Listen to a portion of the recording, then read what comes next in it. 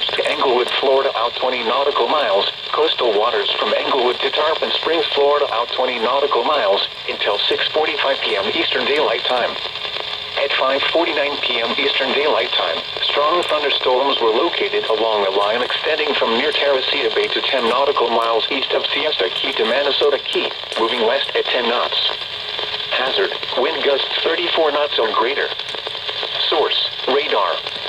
Impact, expect wind gusts in excess of 34 knots, suddenly high waves, frequent lightning, and heavy downpours. Make sure all on board are wearing life jackets.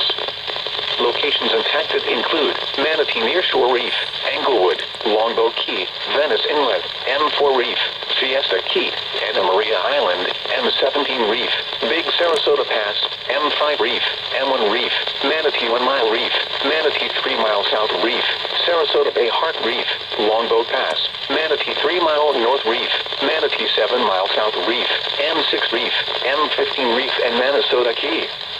Move to safe harbor until hazardous weather passes. Frequent lightning is occurring with these storms. If caught on the open water, stay below deck if possible. Keep away from ungrounded metal objects.